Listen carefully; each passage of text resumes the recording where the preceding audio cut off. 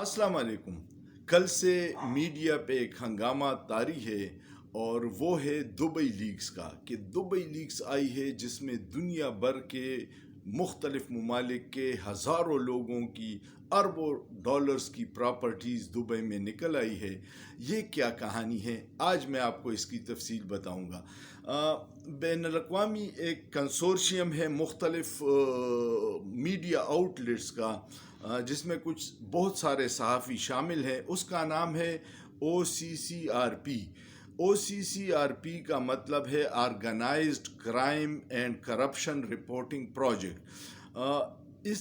इन्होंने और Norwegian outlet I24 इसकी सरबराही में 6 माह में 58 ममालिक के 74 मीडिया आउटलेट्स ने इस पे तहकीक की, जिसमें पाकिस्तान से डॉन ग्रुप्स भी शामिल हैं।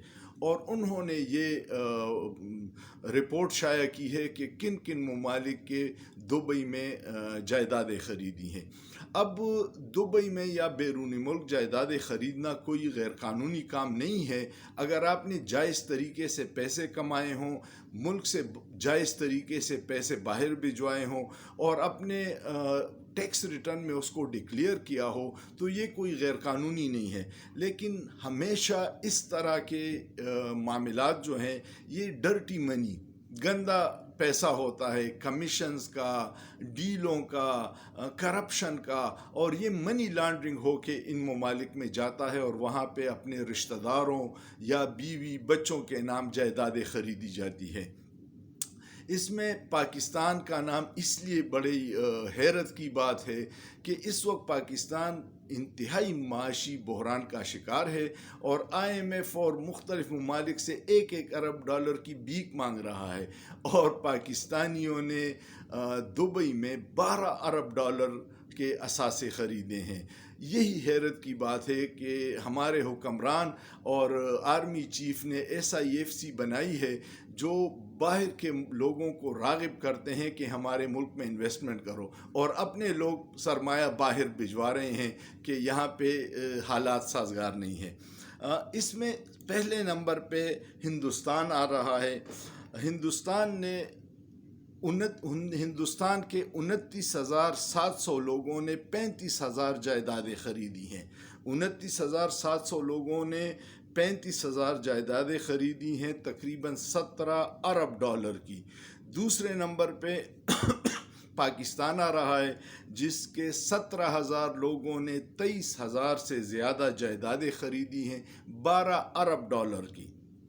तीसरे नंबर पे बरतानिया आ रहा है, जिसके 19,000 शहरियों ने 22,000 जायदादें ख़रीदी हैं, 10 अरब डॉलर की। और चौथे नंबर पे सऊदी अरब आ रहा है, जिसके 8,500 शहरियों ने 16,000 जायदादें ख़रीदी हैं, 8 अरब डॉलर की। पाकिस्तान में हर शोबे ज़िंदगी से लोगों ने इस गंगा में हाथ धोए हैं। सियासतदानों ने, जजों ने, ब्यूरोक्रेट्स ने, मीडिया आउटलेट्स ने, सहाफ़ियों ने, हर शख्स ने जो जिनके पास गैर कानूनी पैसा था वहाँ इन्वेस्ट किया है। और मुझे कोई हैरत तो नहीं हो रही, क्योंकि दुनिया में कहीं भी असासे निकलें तो शरीफ ख़ानदान और ज़रदारी ख़ानदान और उनके बच्चों के नाम सर फ़हरिस्त होंगे। लेकिन इस लिस्ट में इस दफ़ा 10-12 हमारे बहादुर अफवाज के जनरल साहिबान भी हैं।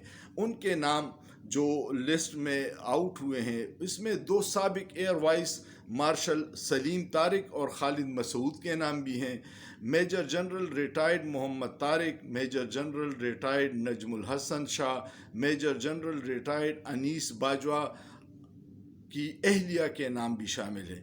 Major general retired Ghazanfar Ali Khan, major general retired Raja Mohammad Arif Nazir भी बैरूनी मुल्क जायदादों के मालिक हैं। Lieutenant general retired Mohammad Akram, lieutenant general retired Alamjan Masood के नाम भी शामिल हैं।